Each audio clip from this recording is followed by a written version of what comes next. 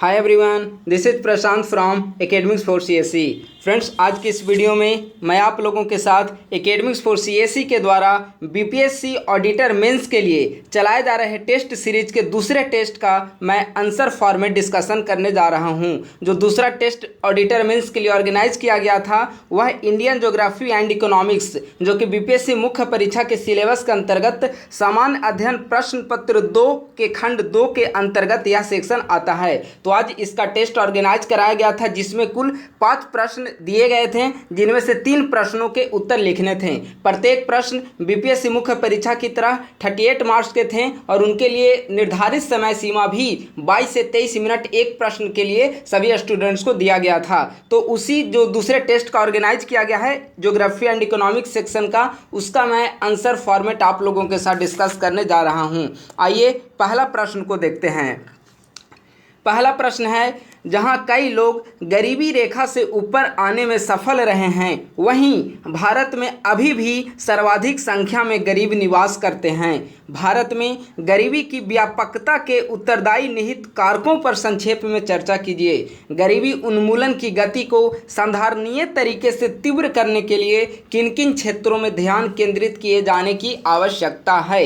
यह हमारा आज के दूसरे टेस्ट जो हुआ है उसका पहला प्रश्न है। सबसे पहले यह देखिए, चूंकि यह लंबा प्रश्न है तो इसमें आपको आंसर लिखने से पहले की पॉइंट्स को ढूंढना होगा और उन्हीं की पॉइंट्स के आधार पर आपको आंसर अपना फॉर्मेटिंग करनी होगी और आपको आंसर लिखना होगा। तो आइए सबसे पहले इसका की पॉइंट्स को देखते हैं कि इस प्रश्न में कौन कौन से ऐसे की पॉइंट्स हैं जिसके बेस पर यह आंसर लिखा जा सकता है। पहला की पॉइंट्स पढ़िए फिर से इसे एक बार। जहां कई लोग गरीबी रेखा से ऊपर आने में सफल रहे हैं, इसका कहने का मतलब हो गया कि सरकार के द्वारा गरीबी निवारण के लिए जो पहल प्रारंभ किए गए हैं उसके कारण कई लोग गरीबी रेखा से ऊपर आ गए हैं। वहीं भारत में इसके बावजूद अभी भी सर्वाधिक संख्या में गरीब निवास करते हैं। यानी कि विभिन्न देशों के एग्जाम्पल देकर आपको बताने होंगे कि कई देशों से अधिक संख्या में गरीबों की जो संख्या है वह भारत में कई देशों की तुलना में अधिक है। ठीक है, पहला सेक्शन।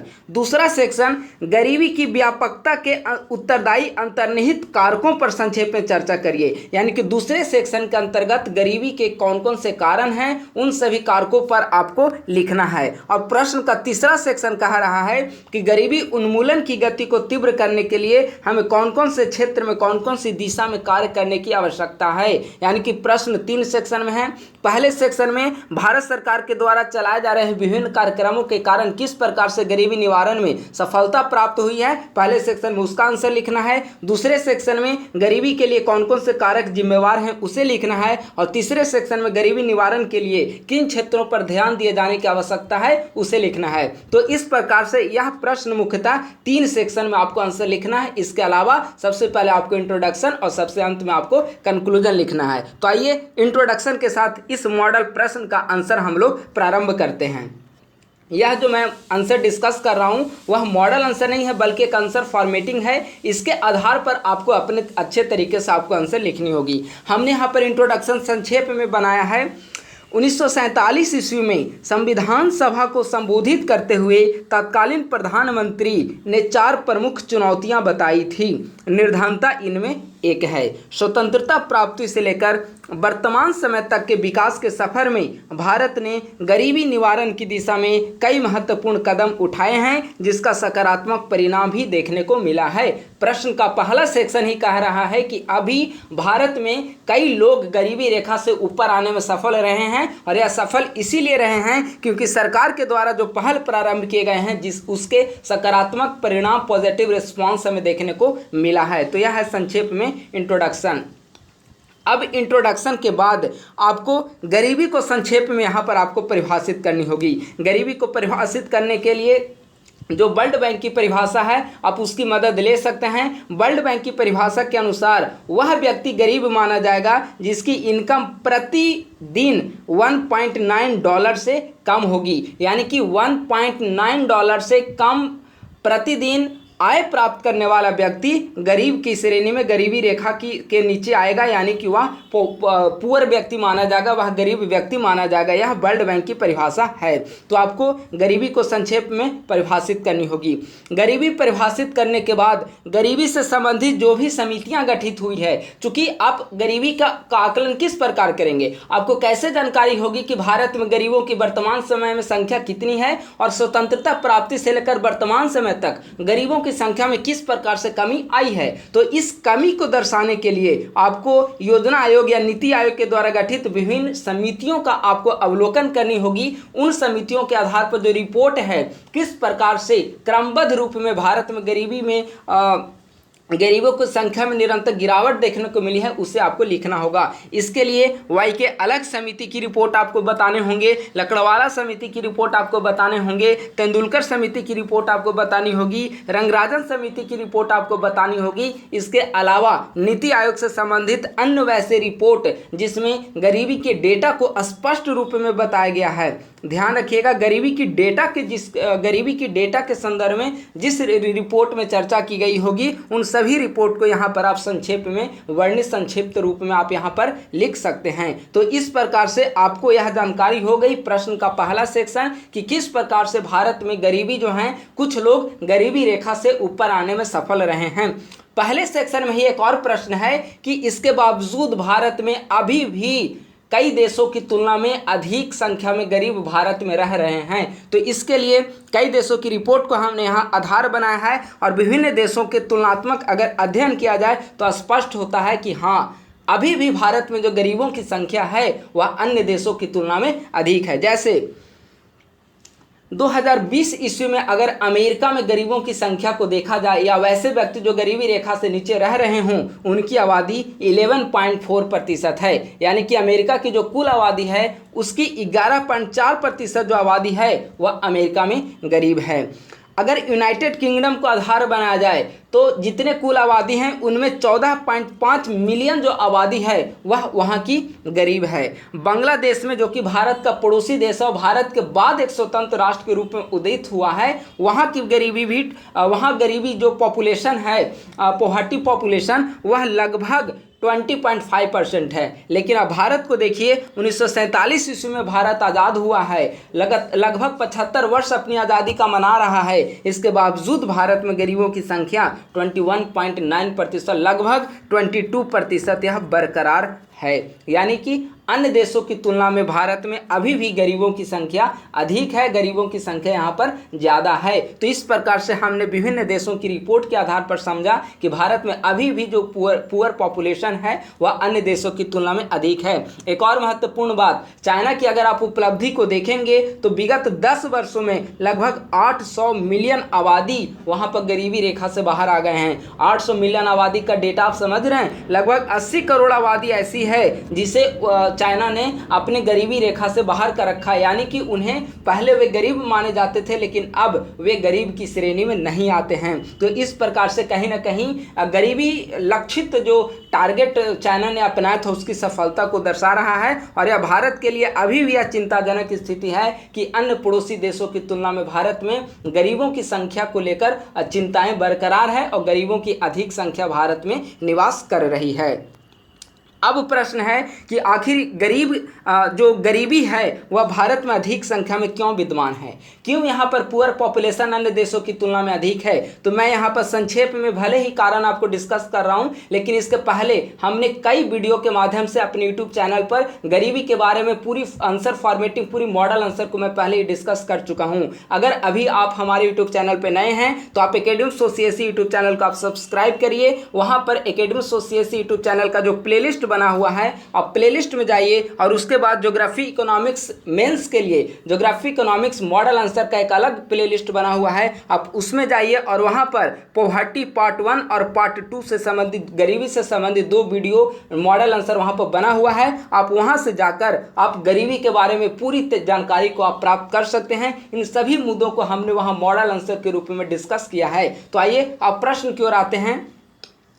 गरीबी के कारण संक्षेप में हमें समझना है, वहाँ पर हमने डिस्कस किया राजनीतिक कारण, जैसे यहाँ पर हमने संक्षेप में लिख दिया है। लेकिन आप हमारा पोहाटी पार्ट 1 का मॉडल आंसर देखेंगे तो हमने गरीबी के अंतर्गत जो राजनीतिक कारण हैं उनमें भी कई सब सेक्शन को, जैसे राजनीतिक इच्छा शक्ति की कमी है, ब्रिटिश औपनिवेशिक शासन है, ऐसे कई सब सेक्शन को भी हमने वहाँ डिटेल से डिस्कस किया है। आप लोग उसे जरूर विजिट करें, मेंस एग्जाम देने से पहले वो आपके लिए बहुत मददगार साबित होगा।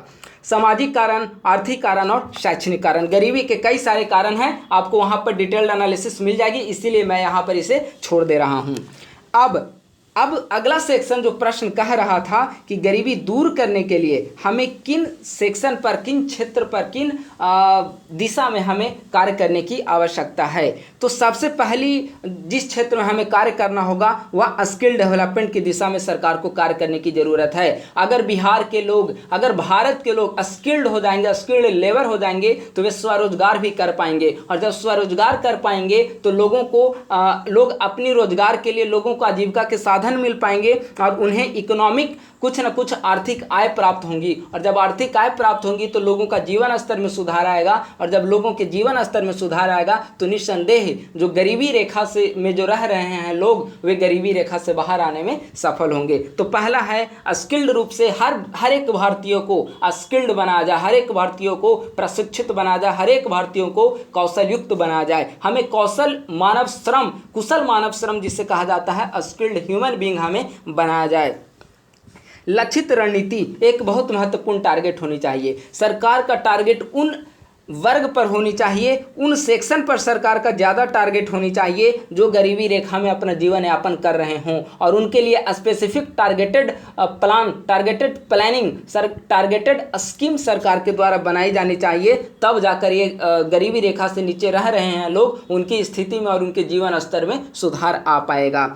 अगला है कृषिगत अवसंरचना का विकास। गरीबी का एक सबसे महत्वपूर्ण कारण आप देखेंगे, यहाँ हमने डिस्कस नहीं किया सामाजिक कारण में, लेकिन गरीबी का एक सबसे महत्वपूर्ण कारण है कि कृषि का पिछड़ापन होना। भारत में लोग कृषि क्यों करते हैं? अपनी आजीविका निर्वाह करने के लिए, अपने जीवन निर्वाह करने के लिए, अपने पेट भरने के लिए लोगों के द्वारा कृषि की जाती है। अगर परंपरागत तरीके के बजाय आधुनिक तरीके से यहाँ पर कृषि की जाए, कृषि को एक पेशा के रूप में, एक व्यवसाय के रूप में लोगों के द्वारा समझा जाए तो निस्संदेह वे कृषि का निर्यात करेंगे और इससे लोगों को आर्थिक उपलब्धि भी, आर्थिक आय भी प्राप्त होते रहेंगे। तो इस प्रकार से गरीबी दूर करने में भी मदद मिलेगी। तो सरकार को इस दिशा में कार्य करने की आवश्यकता है।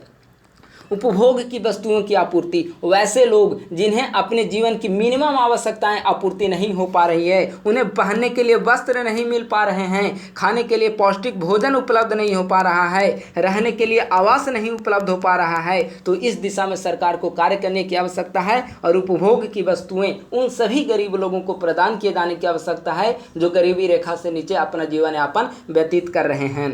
स्वरोजगार पर बल, हमने कौशल विकास में स्वरोजगार को डिस्कस कर लिया है। तो इस प्रकार से गरीबी दूर करने के लिए सरकार के द्वारा कई दिशा में कार्य करने की आवश्यकता है। आपको आंसर में इसी प्रारूप में आपको अपना आंसर लिखना होगा। इसके बाद कंक्लूजन देते हुए अपने आंसर को फिनिश करना होगा। तो मैं मॉडल आंसर, जो पहला आंसर प्रश्न था, उसका आंसर मैं डिस्कस कर लिया। अब दूसरे प्रश्न की ओर हम लोग आते हैं। दूसरा प्रश्न देखिए, बहुत मज़ेदार प्रश्न हमने जो भी ज्योग्राफी इकोनॉमिक्स सेक्शन के तहत जितने भी प्रश्न हमने सेट किए हैं, बहुत ही इंपॉर्टेंट प्रश्न है और ये यूनिक प्रश्न आपको मिल रहे होंगे। कहीं दूसरे जगह आपको इस तरह के प्रश्न नहीं मिलेंगे, एक जो बीपीएससी के मानक को फॉलो करता है। आइए दूसरे प्रश्न को देखते हैं। लगातार कई वर्षों से दहाई अंक में विकास दर को प्राप्त करने के बावजूद बिहार वर्तमान समय में भारत के निर्धनतम राज्यों में से एक बना हुआ है। इसके कारकों को चिन्हित करते हुए बिहार के विकास के उपाय को सुझाएं। प्रश्न के 3 सेक्शन हैं। बहुत इजी प्रश्न देखने में लग रहा है, लेकिन लिखना आपको उतनी ही सीरियसनेस के साथ है। पहला सेक्शन है कि कई वर्षों से दहाई अंक में विकास दर को प्राप्त करने के बावजूद, यानी कि आप विगत कई वर्षों से देखेंगे 2010-11 के बाद से लगातार बिहार में दहाई अंक की विकास दर देखने को मिल रही है। दहाई अंक की विकास दर का मतलब लगभग 10% ग्रोथ रेट बिहार में देखने को मिल रही। इसके बावजूद आखिर क्या कारण है कि बिहार भारत के निर्धनतम राज्यों में से एक बना हुआ है? जब लगातार 10 वर्षों से भारत की ग्रोथ रेट लगभग 10% बनी रही है तो बिहार को एक विकसित राज्य के रूप में अब तक आ जाना चाहिए। लेकिन इसके बावजूद भी बिहार अभी तक भारत के निर्धनतम राज्यों में से एक बना हुआ है। आखिर कौन कौन से ऐसे कारक हैं जिसके कारण यह स्थिति बरकरार है और आप इस स्थिति को दूर करने के लिए कौन कौन से उपाय को सुझाव देना चाहेंगे? यह सिंपल प्रश्न है, इसी को आपको लिखना था। सबसे पहले आपको भूमिका लिखनी है। अब यहाँ पर हमने भूमिका नहीं लिखा है। भूमिका इसीलिए हमने नहीं लिखा है चूंकि एक आंसर फॉर्मेटिंग है और आपको कई चीज़ें आपको खुद से इसमें स्वतः करनी होगी। ये चूंकि टेस्ट का एक आंसर फॉर्मेटिंग डिस्कशन हो रहा है, मैं यहाँ पर मॉडल आंसर डिस्कस नहीं कर रहा हूँ। मॉडल आंसर बाद में इसका डिस्कस किया जाएगा और हमारे प्लेलिस्ट में इसे अवेलेबल करा दिया जाएगा चैनल पर। भूमिका के बाद आपको बतानी है कि किस प्रकार से विगत कई वर्षों से बिहार का विकास दर लगभग दहाई अंक में लगभग 10% बना हुआ है। 16-17 में बिहार का विकास दर 10.3% रहा। 17-18 में बिहार का विकास दर 9.5% रहा। 19-20 में बिहार का विकास दर 10.5% रहा। 21-22 में बिहार का विकास दर 9.8% और 22-23 में जो अनुमानित है 9.7% बिहार का विकास दर।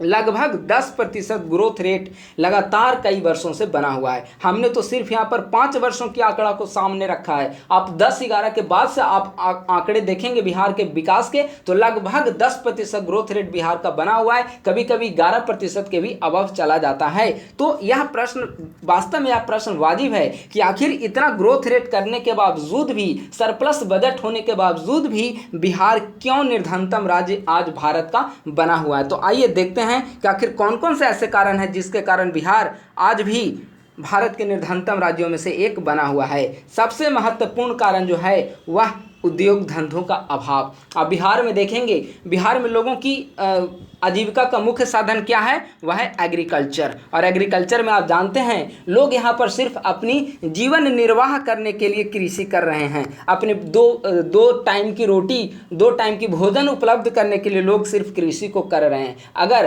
कृषि को पेशे के रूप में अपना लिया जाए, कृषि को व्यवसाय के रूप में अपना लिया जाए तो निस्संदेह लोगों को इससे फायदे होंगे। लेकिन नहीं, कृषि जो मुख्य क्षेत्र है जीवन निर्वाह का, वह परंपरागत तरीके से यहाँ पर कृषि की जा रही है। इसमें आधुनिक तरीके से कृषि किए जाने की जरूरत है और सरकार को इस दिशा में कार्य करना चाहिए। हालांकि कुछ ऐसे कार्य किए भी जा रहे हैं। सेवा क्षेत्र का कम विस्तार। सेवा क्षेत्र का मतलब क्या होता है? Service sector. सर्विस सेक्टर आप देखेंगे कि भारत के भी अगर आप जीडीपी ग्रोथ रेट को देखेंगे तो सबसे ज़्यादा अगर किसी सेक्टर का योगदान है तो वह है सर्विस सेक्टर का योगदान। लेकिन आप बिहार में देखिए सेवा क्षेत्र का विस्तार है ही नहीं। सेवा क्षेत्र का विस्तार का मतलब होता है जहां पर आप असंगठित रूप से कार्य कर सकते हो। सेवा क्षेत्र बहुत विस्तृत क्षेत्र होता है। पर्यटन के विकास के साधन हों, जहाँ पर बड़े बड़े होटल्स हों, कई सारे रेस्तरां हो, कई सारे ऐसे क्षेत्र हैं जो सेवा क्षेत्र के अंतर्गत, जो हमें सर्विस प्रोवाइडर जो वास्तव में होते हैं, वे सारे सेक्टर जो सर्विस हमें प्रोवाइड करते हैं वो सर्विस सेक्टर के अंतर्गत आएंगे। भू आबद्ध राज्य है। एक सही बात यह है कि बिहार के पिछड़ेपन होने के पीछे सबसे बड़ा एक कारण जो है वह लैंड लॉक्ड स्टेट के रूप में होना है। अब चूंकि लैंड लॉक्ड स्टेट है तो इस कारण इसे यहाँ से एक जगह से दूसरी जगह पर किसी वस्तुओं के निर्यात करने में बहुत समस्या का सामना करना पड़ता है और इसकी लागत अधिक हो जाती है। इसीलिए आप देखेंगे कि कई सारे उद्योग धंधे बिहार में स्थापित नहीं हो पा रहे। इसका कारण है कि अगर ये चूंकि लैंड लॉक्ड स्टेट है, दूसरे राज्यों से यहाँ पर अगर रॉ मटेरियल प्रोवाइड किए जाएंगे तो उसकी लागत जो खर्च होगी वह अधिक हो जाएगी। इसी कारण बड़े बड़े कंपनियां यहाँ इन्वेस्ट करने से, उद्योग धंधे स्थापित करने से सरकार भी यहाँ पर बच रही है।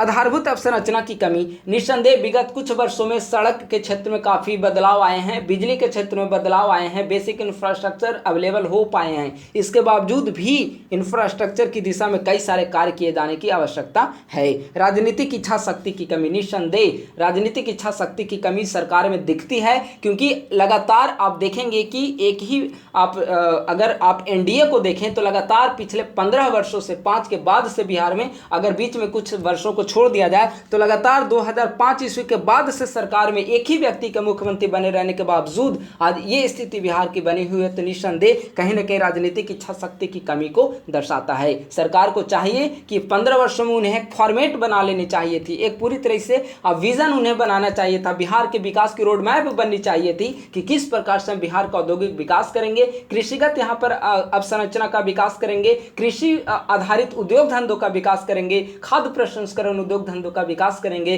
और सर्विस सेक्टर का विकास करेंगे। ये सारे रोड मैप की कमी दिखती है, यानी कि सरकार में राजनीतिक इच्छा शक्ति की कमी दिख रही है। यही कारण है कि बिहार लगातार कागजी आंकड़ों पर आप इसे कह सकते हैं कि लगातार 2.5 अंकों की विकास दर प्राप्त करने के बावजूद आज भारत के निर्धनतम राज्यों में से एक बना हुआ है।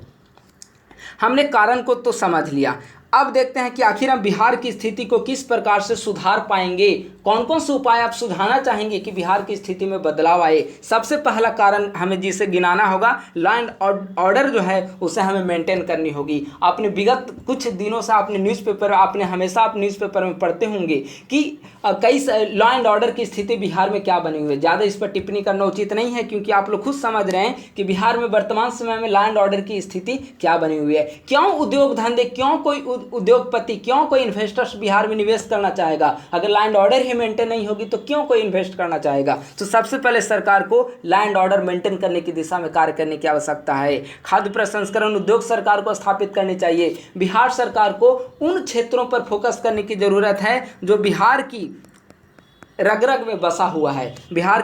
बिहार के लोग जो सबसे ज़्यादा जुड़ाव महसूस करते हैं वो एग्रीकल्चर के साथ। अगर एग्रीकल्चर के साथ ही जुड़ाव महसूस करते हैं तो एग्रीकल्चर को ही एक इंडस्ट्री का रूप क्यों ना दे दिया जाए, क्यों ना एग्रीकल्चर बेस्ड इंडस्ट्री को विकसित किया जाए। अब देखेंगे कि बिहार के कई सारे क्षेत्र हैं जहां पर सब्जी बड़ी मात्रा में उत्पादन किया जाता है, तो वहां पर उसे एक इंडस्ट्री के रूप में उस क्षेत्र को डेवलप किया जाए। कई ऐसे क्षेत्र हैं, आपने देखा होगा कि बिहार का लीची विदेशों में निर्यात किया जा रहा है।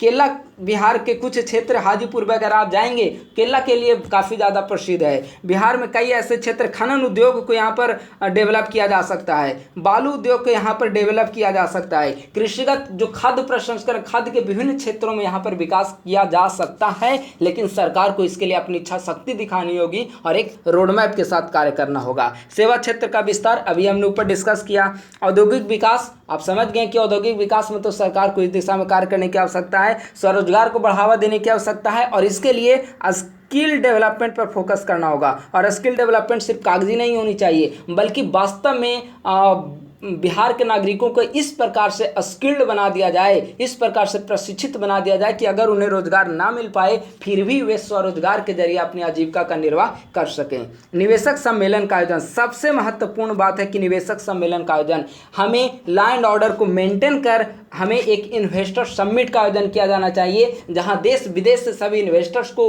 निमंत्रण करना चाहिए, आमंत्रित करना चाहिए और उन्हें बताना चाहिए कि बिहार की जो दशा और दिशा है वह उसमें बदलाव देखने को मिल रही है। आप हमारे यहाँ आइए, आप निवेश करिए, हम आपको सुरक्षा प्रदान करेंगे, आप यहाँ के लोगों को रोजगार दीजिए, यहाँ पर उद्योग धंधे स्थापित करिए, हम आपके लिए प्रेफरेंसेस से संबंधित कुछ कार्य करेंगे। तब जाकर बिहार की औद्योगिक विकास हो सकती है और बिहार की दशा और दिशा सुधर सकती है। तो इस प्रकार से बिहार के विकास का रोड मैप, एक स्पष्ट रोड मैप आपके आंसर में भी दिखनी चाहिए। और अंत में आपको कंक्लूजन के साथ आंसर को समाप्त करना है।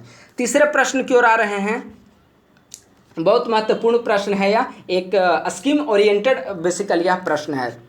कृषि में नियमित व्यापक सरकारी सहायता के बावजूद ऐसा क्यों है कि भारत में कृषि अलाभकर बनी हुई है? सबसे पहले आपको बताना है कि आखिर सरकारी सहायता कौन कौन से हमें मिल पा रहे हैं। तो आपको सरकारी सहायता को बताना है, उसके बाद बताना है कि इसके बावजूद भी सरकार के द्वारा हमें मदद की जा रही है, इसके बावजूद भी आज कृषि लाभ की स्थिति में नहीं है, इसके क्या कारण है। इसके बाद आप बताएंगे कि क्या आप इस बात से सहमत हैं कि प्रधानमंत्री किसान सम्मान निधि योजना के अंतर्गत प्रत्यक्ष आय सहायता कृषि को आजीविका का व्यवहार स्रोत बनाने हेतु एक अति आवश्यक उपाय है। प्रश्न 3 सेक्शन में पूछा गया है। सबसे पहले आपको बताना है कि सरकार के द्वारा कृषिगत क्षेत्र के विकास के लिए कौन कौन से सहायताएं हमें प्रदान की जा रही है। फिर बताना है कि कृषि आज लाभ का सौदा नहीं, क्यों। तीसरे स्तर पे आपको बताना है कि क्या सरकार के द्वारा जो किसान सम्मान निधि योजना के तहत 6000 वार्षिकी 6,000 रुपये वार्षिकी प्रत्येक किसान को उपलब्ध कराया जा रहा है, क्या यह अति आवश्यक उपाय है? यह 3 प्रश्न में आपको आंसर लिखना है। सबसे पहले आपको इंट्रोडक्शन के बाद इंडियन एग्रीकल्चर, भारत में एग्रीकल्चर की क्या स्थिति है, संक्षेप में उसे आपको डिस्कस करना है। इसमें एग्रीकल्चर की आप स्थिति में आप यही डिस्कस करेंगे कि भारत एक विकासशील देश है और यहाँ की जो आजीविका का मुख्य साधन है वह एग्रीकल्चर है। भारतीय कृषि, भारत में लगभग कितनी % पॉपुलेशन कृषि से जुड़ी हुई है, कृषि आधारित उद्योग है वगैरह वगैरह, आपको यहाँ पर एग्रीकल्चर के बारे में डिस्कस करना है। उसके बाद डायरेक्ट टू द पॉइंट आप आंसर लिखेंगे कि सरकार के द्वारा कृषि के क्षेत्र में कौन कौन सी सरकारी सहायता हमें प्रदान की जा रही है। जैसे सबसे महत्वपूर्ण सरकार के द्वारा क्या किया जा रहा है, न्यूनतम समर्थन मूल्य। न्यूनतम समर्थन मूल्य का मतलब होता है MSP, जिसे शॉर्ट में कहा जाता है मिनिमम सपोर्ट प्राइस। सरकार के द्वारा अभी लगभग 22 से 23 फसलों पर हमें MSP प्रदान, हमें मतलब कि किसानों को MSP प्रदान किया जा रहा है। तो यह एक बहुत बड़ा सरकार के द्वारा हमें प्रदान किया जा रहा सहायता है। फसल बीमा योजना, आप लोग जानते हैं 2015 में इसकी शुरुआत हुई थी। आप इसे विस्तार से नहीं लिखना है, बस एक एक दो सेंटेंस में आपको इसके आंसर यहाँ पर पॉइंट का आपको डिस्कस करना है, इससे ज़्यादा कुछ भी नहीं। ई नाम का मतलब मैं लिख दे रहा हूँ इंग्लिश में, आप इसे समझिएगा। ई नाम इलेक्ट्रॉनिक, ई का मतलब नेशनल एग्रीकल्चर मार्केट, ई नाम, ठीक है।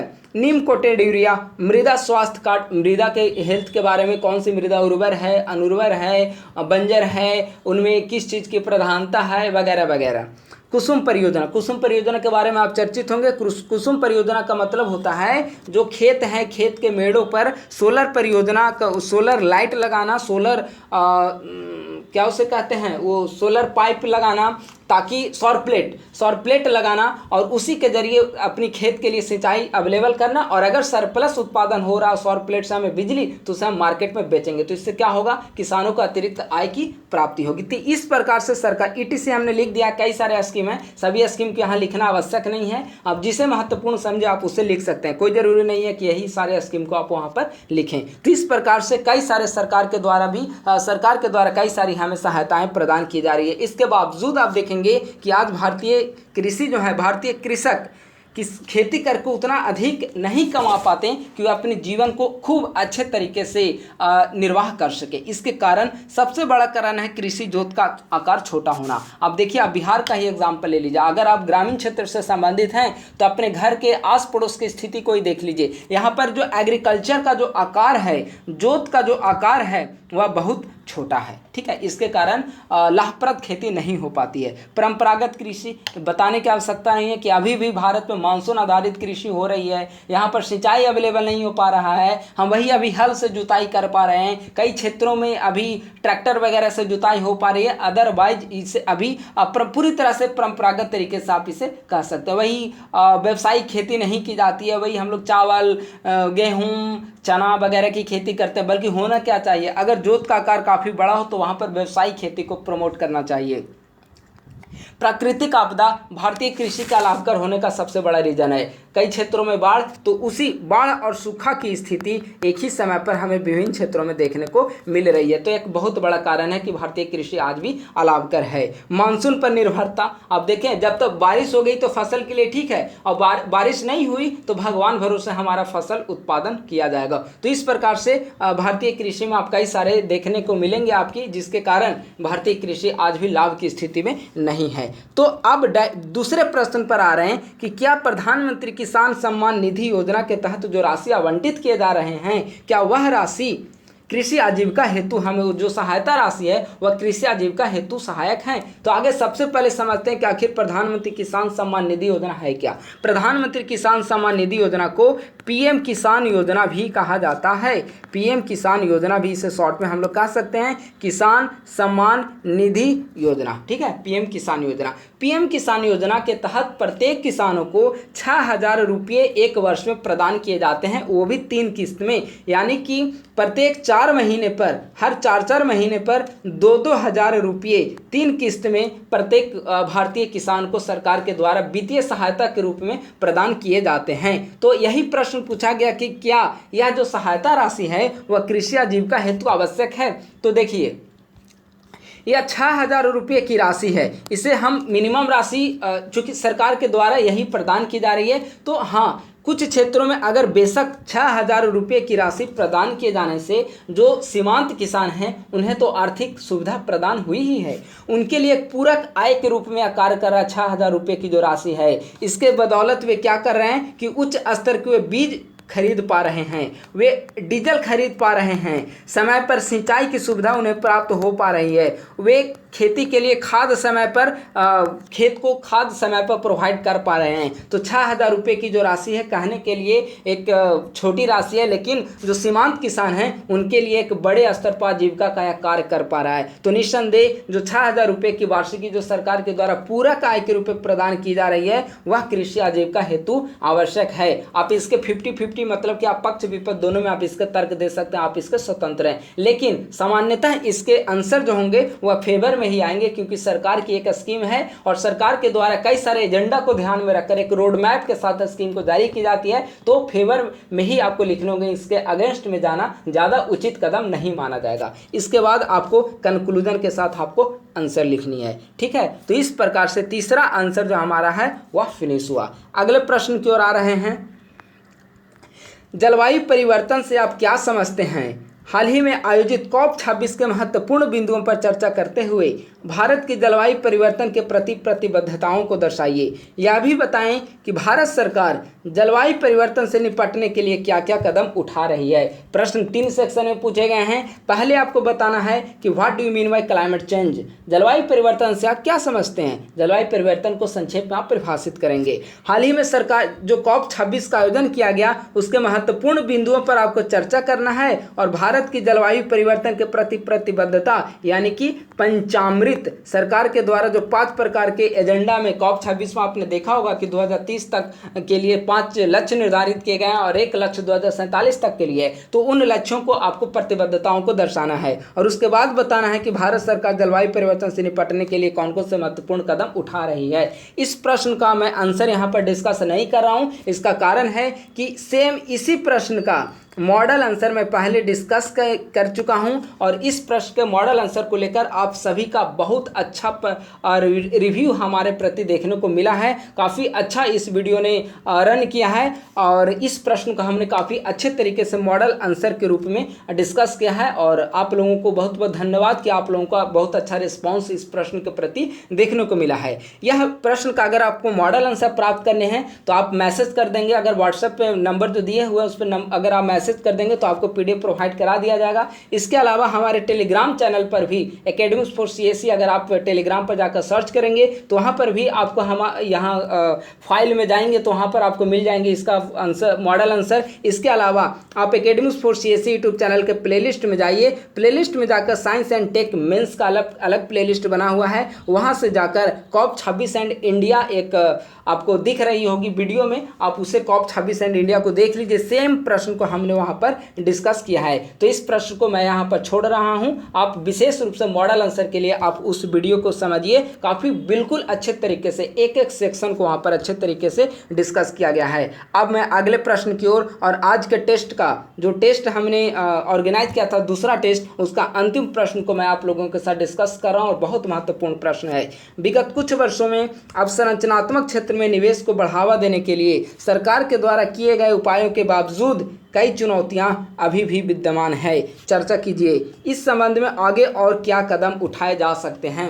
यानी कि आपको सबसे पहले बताना है कि कुछ वर्षों में अवसंरचना क्षेत्र में निवेश को बढ़ावा देने के लिए सरकार के द्वारा कौन कौन से कदम उठाए गए। यानी कि सबसे पहले अवसंरचनात्मक क्षेत्र के लिए आपको कदम के बारे में, सरकार के पहल के बारे में आपको डिस्कस करनी है। इसके बाद फिर आपको डिस्कस करनी है कौन कौन सी महत्वपूर्ण चुनौतियां हैं और चुनौतियों के बाद आपको डिस्कस करना है व्हाट नेक्स्ट, यानी कि क्या कदम उठाए जा सकते हैं। आपको सबसे पहले भूमिका लिखनी है।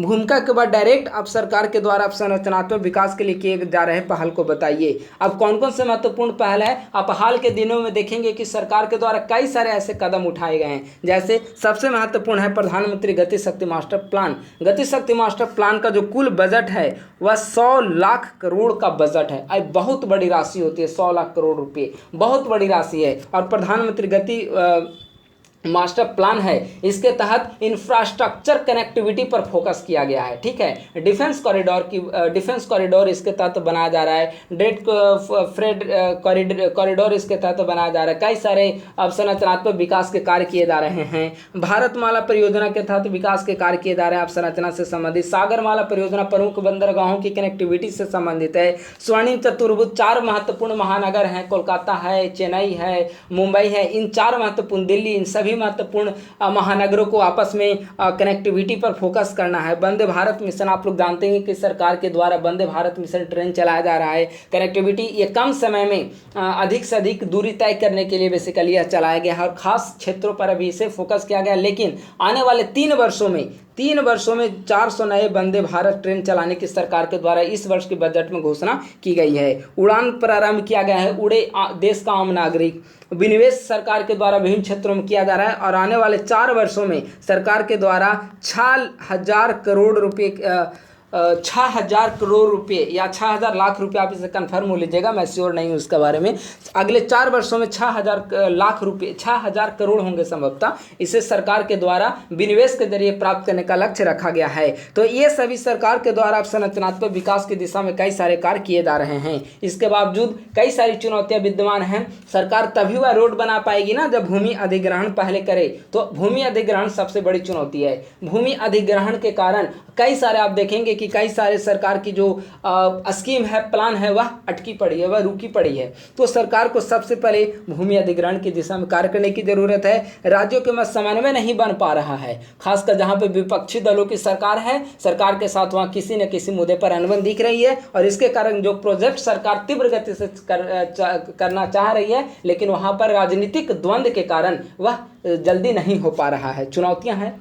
आर्थिक संसाधन बिल्कुल बहुत बड़ी चुनौती है। कहने के लिए कि प्रधानमंत्री गति शक्ति मास्टर प्लान 100 लाख करोड़ की एक बजट के रूप में 100 लाख करोड़ का एक प्रोग्राम है, लेकिन 100 लाख करोड़ रुपए आएंगे कहाँ से, यह सबसे बड़ी समस्या है। यानी कि आर्थिक संसाधन, वित्तीय चुनौती सबसे बड़ी समस्या है। योजनाओं की लेट लतीफ़ी आप जानते ही हैं। आए दिन आपने अगर एग्जाम्पल के रूप में देखा जाए तो अगर बिहार का न्यूज़पेपर आप कुछ दिनों से पढ़ रहे होंगे तो पटना हाई कोर्ट ने जो गया डोभी जो NH बन रहा है वह अब तक पूरा हो जाना चाहिए था, लेकिन लेट लतीफ़ी का शिकार है। तो हाई कोर्ट के द्वारा सरकार को इस पर लताड़ा भी गया, सरकार को काफ़ी डांट फटकार किया गया कि आप समय पर कार्य नहीं कर पा रहे हैं। तो ऐसा आप देखेंगे कि कई सारी योजनाओं की लेट लतीफ़ी हो रही है और योजनाओं की लेट लतीफ़ी के कारण जो उस स्कीम का जो बजट है उसमें वृद्धि देखने को मिलती है। अब सरकार को कौन कौन से महत्वपूर्ण कदम उठाने चाहिए, तो जो चुनौतियां हैं उन चुनौतियों को ही अगर सुधार कर ले सरकार तो वही कदम उठाने चाहिए। यानी कि भूमि अधिग्रहण एक महत्वपूर्ण चुनौती है तो सरकार को क्या करना चाहिए कि भूमि अधिग्रहण की दिशा में कार्य करना चाहिए, लॉ एंड ऑर्डर को मेंटेन करने चाहिए। राज्यों के मध्य सहयोग एक महत्वपूर्ण चुनौती है तो राज्यों के साथ सहयोग करने पर फोकस करना चाहिए। योजनाओं की लेट लतीफ़ी एक महत्वपूर्ण चुनौती है तो योजनाओं की समयबद्ध निगरानी होनी चाहिए। तो ऐसे प्रश्नों के अगर आप में थोड़ी सी कलाबाजी लिखने की है तो आप ऐसे प्रश्न का आंसर काफ़ी बेहतर तरीके से लिख सकते हैं। तो इस प्रकार से आज हमने एकेडमिक्स फॉर CSE के द्वारा ऑडिटर मेंस के लिए आयोजित किए जाने वाले दूसरे टेस्ट जो कि ज्योग्राफी इकोनॉमी से संबंधित GS पेपर 2 सेक्शन 2 से संबंधित था, उसके सभी प्रश्नों का आंसर फॉर्मेट हमने डिस्कस किया है। इसका प्रश्न जो है वो आपको हमारे टेलीग्राम चैनल पर आपको अवेलेबल करा दिया जाएगा। हमारा टेलीग्राम चैनल का लिंक यहाँ पर दिया हुआ है, आप टेलीग्राम पर जाइए, एकेडमिक्स फॉर CSE आप सर्च करिए और हमारे टेलीग्राम चैनल को ज्वाइन करिए। वहाँ पर इसका PDF आपको 1-2 दिनों के अंदर प्रदान कर दिया जाएगा, प्रोवाइड करा दिया जाएगा। उम्मीद है कि हमारी यह वीडियो आपको पसंद आई होगी। लाइक, सब्सक्राइब और शेयर करना ना भूलें। थैंक यू सो मच, बहुत बहुत धन्यवाद।